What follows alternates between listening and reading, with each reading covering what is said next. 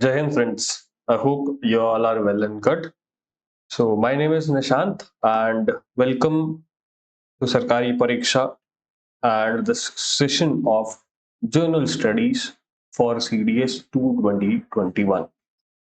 In this session, as you all know, we will be discussing the most expected questions, and we are changing our pattern from the session because of requests from some students that sir, please discuss as much questions as possible as possible. uh, we don't need that under explanation part. We just need as much questions as possible in the shortest time you can do it. So from now onwards, I will be discussing uh, the only questions and a bit part अब थोड़ा सा part में discuss करूंगा उसका ज्यादा detail में नहीं जाऊंगा उसके सो दैट कि जो मैक्सिमम क्वेश्चन जो मेरे को लगते हैं वो कवर हो सके अलग अलग सब्जेक्ट के. Anyways, starting with the first, question number first is that Gandhi Irwin Pact was signed on 15th March dash. So the correct answer for this option is 1931. Gandhi Irwin Pact, वो pact जिसके बाद local people were allowed इसके लिए salt produce करने के लिए. और Gandhi Irwin pact का एक और कॉन्सिक्वेंस था कि गांधी ने सिर्फ एक ही राउंड टेबल कॉन्फ्रेंस अटेंड किया था, that was round table second round table conference, और गांधी इरविन पैक्ट के बाद ही इन्होंने अटेंड किया था. Anyways, coming on to the next, the famous resolution on non cooperation under the inspiration of Mahatma Gandhi was adopted in a special session of Congress held at Calcutta in. क्या पूछ रहा है ये कि जो resolution था non cooperation का, जिसको किसने इंस्पायर किया था, जिसकी इंस्पिरेशन कहाँ से मिली थी, महात्मा गांधी से, वो अडॉप्ट एक स्पेशल सेशन में अडॉप्ट किया गया था. कांग्रेस का स्पेशल सेशन था, वो कलकत्ता में हेल्ड हुआ था. तो उसकी डेट पूछ रहा है ये, and that session was September 1920. इसके सेशन के आपके प्रेसिडेंट कौन थे? The name of this president is, इस सेशन के, लाला लाजपत राय. ठीक है. Next, the Swaraj party was organised by. Swaraj party वो पार्टी थी विच वाज ऑर्गेनाइज्ड बाय जो आपका खिलाफत वाला मूवमेंट था. खिलाफत नॉन कॉपरेशन जो मूवमेंट था उसके फेल होने के बाद स्वराज पार्टी बनाई थी. Swaraj party were like they were pro changers. वो कौन थे? आपके प्रो चेंजर्स थे, और वो चाहते थे कि हम कॉन्स्टिट्यूएंट असेंबली में बैठकर या आपका काउंसिल में बैठकर हम इस रिवोल्ट को नहीं, इस मूवमेंट को चालू रखेंगे. ठीक है. सो दे वर नॉट बिलीविंग इन जो आपका पैसिव रेजिस्टेंस है उसमें बिलीव ये लोग नहीं करते थे. So this party was by CR Das and Motilal Nehru. Option 3 is correct. In what session did Congress declared complete independence? पूर्ण स्वराज स्कूल. कांग्रेस सेशन ने इंडिपेंडेंस, जिसको हम पूर्ण स्वराज बोलते हैं, अपना गोल कौन से सेशन में अडॉप्ट किया था? Is it Lahore session 1929, Madras session held in 1927, Ahmedabad session held in 1921, और इट्स गया सेशन हेल्ड इन 1922? सो अगर मेरे साथ कोई ट्राई करना चाहता है इस सेशन के अंदर तो वो अपनी वीडियो को पॉज करके फिर ट्राई कर सकता है, बिकॉज मेरे को तो बाकी सबके हिसाब से चलना पड़ेगा. सो इन वो session Congress declared complete independence. हम क्या डिस्कस करते हैं? Complete independence was Lahore session in 1929, और इसी सेशन में हमने डिसाइड किया था कि 25 जनवरी 1930 को हम फ्लैग होइस्ट करेंगे और इस दिन हम इंडिपेंडेंस लेंगे. यही डेट की इंपॉर्टेंस है कि हमने इस दिन जो कॉन्स्टिट्यूशन था वो कमेंस हुआ था इस दिन, और इसी दिन को हम क्या बनाते हैं? 26 जनवरी. हर साल हम क्या बनाते हैं? 26 जनवरी हर साल हम क्या बनाते हैं इसका? Republic day. It's Republic day. ठीक है. Next, when was the first independence day unofficially celebrated? Before independence अभी जस्ट डिस्कस कर कर आए थे हम. स्टिल 26 जनवरी 1929, 26 जनवरी 1931, 26 जनवरी 1935 और 26 जनवरी 1930. द करेक्ट आंसर इज 26 जनवरी 1930. 1930 को हमने भी डिस्कस करके आए थे, जवाहरलाल नेहरू ने जो ये बात इस सेशन के अंदर। अच्छा, इस एक और चीज थी इसके अंदर, ये किसने बोला, किसने था? The name of the person is Jawaharlal Nehru. ठीक है। Who was the British Prime Minister who convened the first roundtable conference in London? कौन ब्रिटिश प्राइम मिनिस्टर था जिन्होंने फर्स्ट राउंड टेबल कॉन्फ्रेंस की वो कन्वीन की थी, स्टार्ट किया था? So was it Churchill, Ramsay MacDonald, Chamberlain और Disraeli? The correct option is Ramsay MacDonald. ये वही इंसान है जिनके ऊपर कम्युनल अवार्ड सौंपा गया था। मतलब इन्होंने डिसाइड करना था कम्युनल अवार्ड क्या है, जो इशू था आपका सेकेंड राउंड टेबल कॉन्फ्रेंस का, सेकेंड आरटीसी का। और फिर इस कम्युनल अवार्ड में डिप्रेस्ड क्लासेस को, वुमेन वगैरह को भी आपका सेपरेट इलेक्टोरेट दिया गया था, सेपरेट इलेक्टोरेट। ठीक है। Who among the following did not attend the first roundtable conference? First round conference इनमें से किसने अटेंड नहीं की थी? Was it Mahatma Gandhi, Mohandas Karamchand Gandhi, sir Tej Bahadur Sapru, doctor Ambedkar और C V Chintamani? So the correct answer is Mohandas Karamchand Gandhi. ये तेज बहादुर सप्रू और डॉक्टर अंबेडकर ने तीनों फर्स्ट, सेकंड एंड थर्ड तीनों राउंड टेबल कॉन्फ्रेंस अटेंड की थी, ये ध्यान रखना। ठीक है। तीनों राउंड टेबल कॉन्फ्रेंस अटेंड की थी सर तेज बहादुर सप्रू और डॉक्टर बी आर अम्बेडकर ने।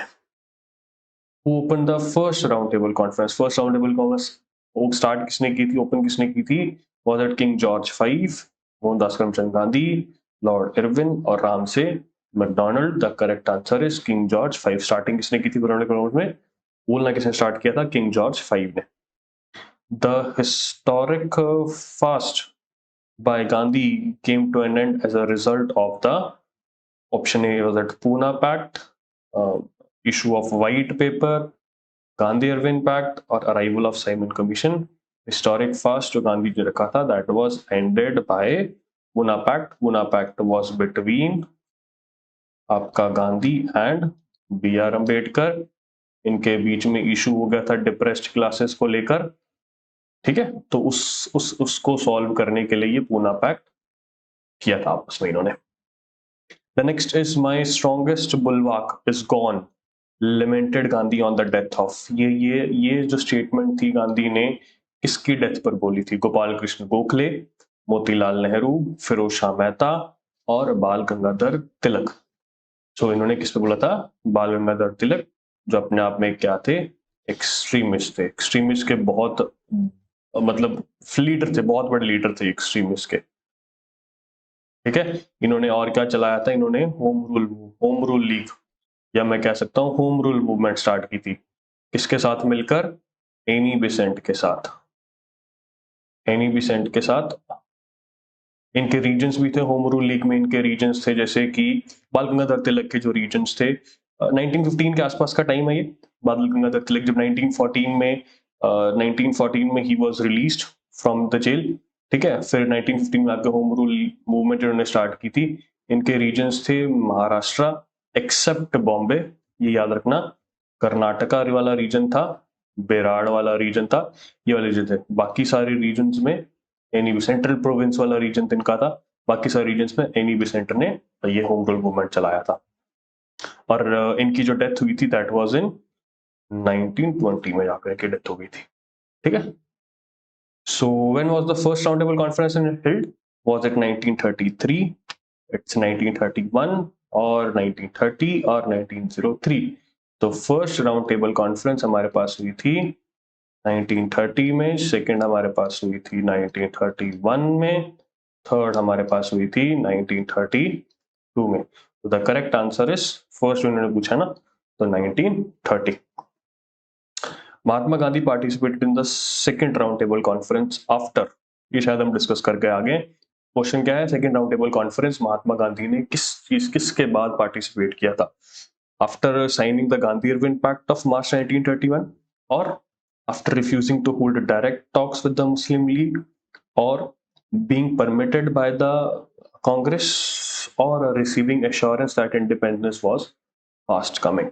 ठीक है, ये हमने डिस्कस कर लिया है। It was Gandhi Irwin pact of March 1931। In 1930, Mahatma Gandhi started the civil disobedience movement from, वही जो दांडी मार्च की बात कर रहे हैं, ये दांडी मार्च सिविल डिसोबीडियंस मूवमेंट। इसके अंदर इन्होंने अराउंड 78 फॉलोअर्स थे इनके साथ जिन्होंने फॉलो किया था, और अराउंड 248 माइल्स का रास्ता कवर किया था, है ना। 248 माइल्स का रास्ता शुरू कवर किया था इन्होंने। और मूवमेंट फ्रॉम वारदा, सेवग्राम, साबरमती और दांडी। तो he started from the Sabarmati आश्रम। Who founded the All India हरिजन समाज in 1932? हरिजन हमने वैसे नॉर्मली सुना हुआ है किसके साथ रिलेटेड, चलो स्टिल आप बात, जिनको नहीं पता, बी आर अम्बेडकर, आचार्य नरेंद्र देव, महात्मा गांधी और Jagjivan Ram. So correct answer is Mahatma Gandhi. Harijan के जो बात डिस्कस की है, कुछ भी अगर आपको दिख जाता है तो that is use related with Mahatma Gandhi only. To which personality Gandhi give the title Deen बंधु?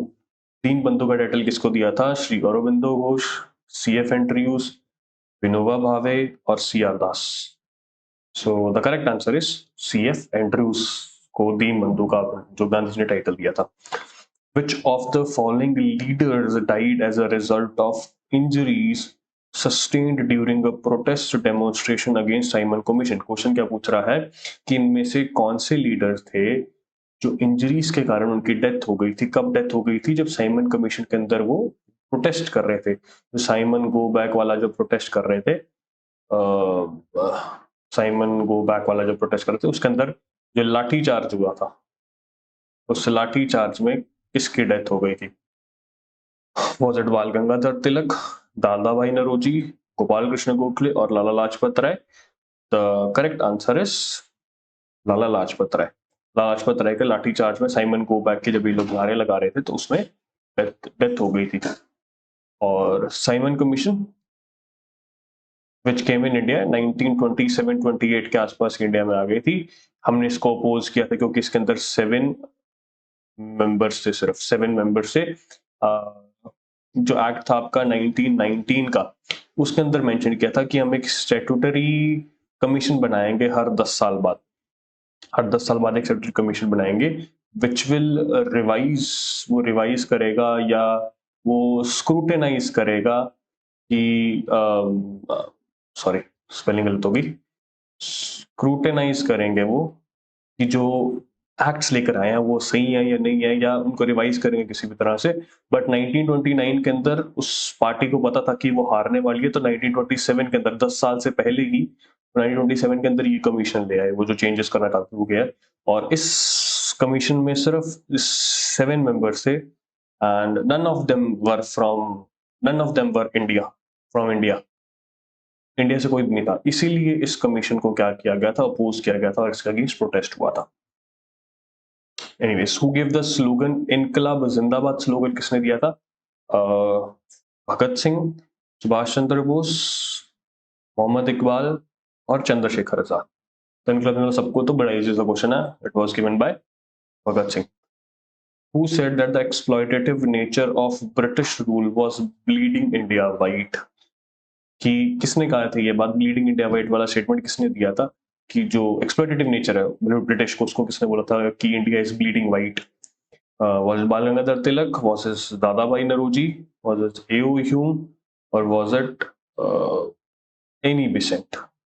सो इसका जो करेक्ट आंसर है दैट इज आपका, आई थिंक दादा भाई नरोजी है। I think I am not sure, AO Hume या दादा भाई नरोजी में से। आई थिंक इसको चेक करना है, इसको चेक कर लेना प्लीज, चेक करके और फिर कमेंट करना whether it's B or whether it's C, दादा भाई नरोजी और A O Hume. I think it's दादा भाई Naoroji only. India for the Indians was the political message of D Wacha. India for the Indians, India किसके लिए? इंडियंस के लिए। भारत किसके लिए? भारतीयों के लिए। Was the political message of D Wacha, Vivekananda, Dayananda Saraswati और A O Hume? It was Dayananda Saraswati. It was Dayananda. India for the Indians was Dayananda Saraswati. हाँ, bleeding India white was by Dadabhai Naoroji. नहीं है, वो यूं नहीं है, दादा भाई नौरोजी। ठीक है। Which of the following was the newspaper of any Besant का न्यूज़पेपर क्या था? जो न्यूज़पेपर था, the Hindu, was it Indian Express, the Times of India, or it's New India? So the correct answer is New India. Newspaper वाला portion थोड़ा सा important होता है, इसको देख लेना। Aligarh Muslim University was founded by Mohammad Jinnah, Syed Ahmad Khan, Abdul Kalam Azad और Bhutto. The correct answer is Syed Ahmad Khan. इन्होंने अलीगढ़ मुस्लिम यूनिवर्सिटी का पहले तो नाम जो था वो that was Mohammad Anglo Oriental college, ऐसे करके कुछ नाम था इसका। बाद में इसका नाम जो हुआ था that was Aligarh Muslim university में चेंज हुआ था नाम। ठीक है। Who said that the constant drain of wealth from India was responsible of for India's economic miseries? तो ड्रेन ऑफ वेल्थ का जो आपकी कंसेप्ट कह सकता हूँ, या कंसेप्ट कह सकता हूँ, या मैं थ्योरी कह सकता हूँ कि ये जो थ्योरी थी ड्रेन ऑफ वेल्थ वाली, सबसे पहले किसने दी थी? चंद्रपाल, बीपी वाडिया, दादा भाई नरोजी और GS Arundale. The correct answer is दादा भाई Naoroji. As per the Act of 1919, which of the following statement was not correct? Not correct. British India must remain an integral part of the British Empire. ठीक है। Responsible government would be realized, not है guys, not ध्यान रखना।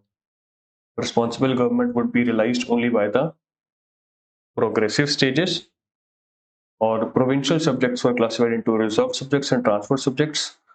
The salary of the Secretary of State for India was not to be paid by Parliament.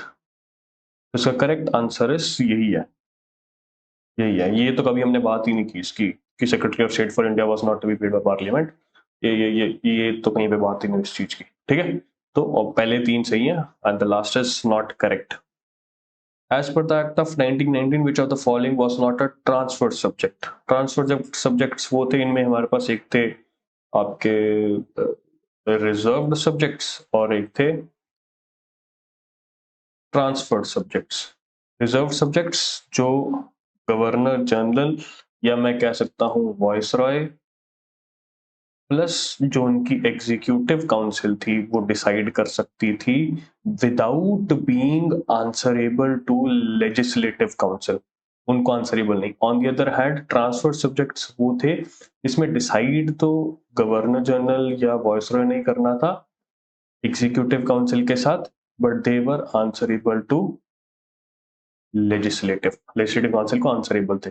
Obviously बात, अपने हाथ में ये कौन से रखेंगे जो बहुत ज्यादा पावरफुल होंगे, रिजर्व्ड कौन से जो अपने हाथ में रखेंगे जो बहुत ज्यादा पावरफुल होंगे। तो एजुकेशन का इतना कोई खास इंपॉर्टेंस नहीं है जो इनको ड्रेन ऑफ वेल्थ में हेल्प कर सके। म्यूजियम का नहीं है, मेडिकल रिलीफ का नहीं है, ऑब्वियसली लैंड रेवेन्यू था जो इनको बड़ा फायदेमंद लगना था, that was in reserved. Not पूछा ना इन्होंने, नॉट, हाँ नॉट फिर तो land revenue will be in reserved और not in transferred. The diarchy which was introduced in 1921 in a province was in force till the year। जो आपकी dyarchy वही है रिजर्व्ड और ट्रांसफर में डिवाइड करना, और 1919 में ये लेकर आए थे, अप्लाइड इन 1921। 1935 में ये बंद कर दी थी, बंद होते होते वो 1937 हो गया था ईयर। ठीक है। प्रोविंस में 1935 में बंद कर दी थी और सेंटर पे ये लोग ले आए थे। The home rule league was formed during the, home rule league कब? 1915 के आसपास का टाइम है, 1914-15 के आसपास का टाइम है। तो देखते हैं। First world war, partition of Bengal, struggle following the Jallianwala Bagh massacre, implementation of Minto reforms, so 1950 के टाइम हमारे पास क्या चल रही थी? फर्स्ट वर्ल्ड वॉर चल रही थी। उस टाइम पे होम रूल लीग बता दिया मैंने उस होम रूल लीग के बारे में, एनी बेसेंट और आपकी के सॉरी तिलक साहब। ठीक है। Which of the following who was not the leader of the extremist? इनमें से कौन थे जो एक्सट्रीमिस्ट के लीडर नहीं थे? लोकमान्य तिलक, औरोबिंदो घोष, लाला लाजपत राय और इहू। तो ये तो है ही, आपको बताइए, लाल बाल पाल घोष एंड आपके अजीत सिंह। ये इस तरह से आप इनको याद कर सकते हो कि ये 5 जो हैं एक्सट्रीमिस्ट के बहुत लीडर थे। लाला लाजपत राय, उसके बाद अपने बाल गंगाधर तिलक, उसके बाद बिपिन चंद्र पाल, औरोबिंदो घोष और Ajit Singh who was the चाचा जी ऑफ आपका भगत सिंह। तो इसमें कौन रह गया? एओयू। ठीक है। सत्याग्रह सभा was formed by Gandhi at Bombay, Calcutta, Gujarat और Pune. The correct answer is Bombay. Gandhi called for an all India Hartal strike to protest against Rowlatt Act on 16th April, that is 1919। Easy सा question है, बहुत easy सा question है तो। ठीक है। At Jallianwala Bagh meeting, Dash ordered the troops to open fire। Jallianwala Bagh massacre में किसने ट्रूप्स को बोला था ओपन फायर करने के? बेन, एरविन, डायर, मॉन्टेग्यू, इम्पल्सा डायर। इस पे भी इनका पूरा नाम था Reginald Dyer, if I am not wrong. Reginald Dyer था इनका पूरा नाम शायद। ठीक है। The inquiry committee on Jallianwala Bagh incident was headed by. Inquiry committee किसने हेड की थी जलियांवाला बाग में? Dyer, Irwin. कौन से कमीशन था वो? हंटर या Simon? It was Hunter commission, है ना। फिर हंटर कमीशन ने डिसाइड किया इस पे, उसका कोई फायदा नहीं हुआ एक्चुअली में, डायर को कोई सजा नहीं मिली। चलो ये क्वेश्चन आ गया। Dyer was dash by the government of Britain. Was he sentenced for life? Was he sentenced to death? Was he rewarded with honour? और was he relieved of his service? So the correct answer is he was relieved of his service. बाकी और कुछ नहीं हुआ था।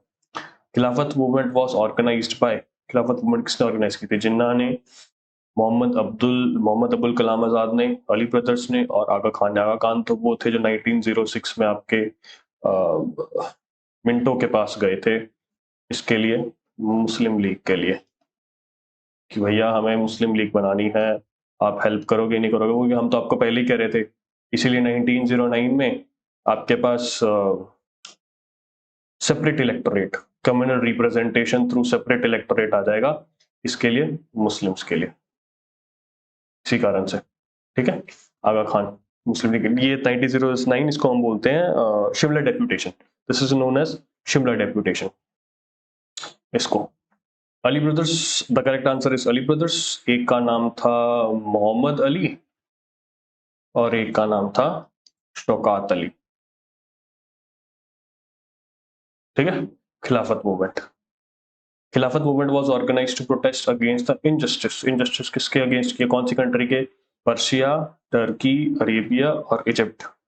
सो the correct answer is Turkey. Turkey में इन्होंने क्या हुआ था कि जो ऑटोमन टर्क्स को हटा दिया था। ठीक है। जो आज का आपका इस्तांबुल है, पुराने वाला आपका कॉन्स्टेंटिनोपल बोलते थे, वो तो 1453 की बात है। कॉन्स्टेंटिनोपल जब ऑटोमन टर्क्स ने ऑक्यूपाई कर लिया था, तो वो आज वाला इस्तांबुल, तो वो इन्होंने ऑटोमन टर्क में जो जो को हटा दिया। जो यहाँ के जो खलीफ थे, या कह सकते हो आप खलीफा थे, को रिकॉग्नाइज करने से मना कर दिया था। ठीक है। खलीफा was the head, was the, you can say, religious and political head of Muslims. तो उस कारण से इन्होंने खिलाफत मूवमेंट की थी। On the following who did not oppose the non cooperation resolution. इनमें से किसने नॉन कॉपरेशन रेजोल्यूशन को अपोज नहीं किया था? Was CR Das, was he Madan Mohan Malaviya, was he mister Besant, was he Nehru? नहीं किया था, not oppose, non cooperation movement, मतलब उसका फेवर किया था। So the person was Nehru. So guys, that's all for today. See you in the next lecture. I hope you like the lecture, and if you like the lectures, please share with your friends and family members. Please comment if you have any doubt and subscribe and press the bell icon. That's all for today. See you in the next lecture. Thank you.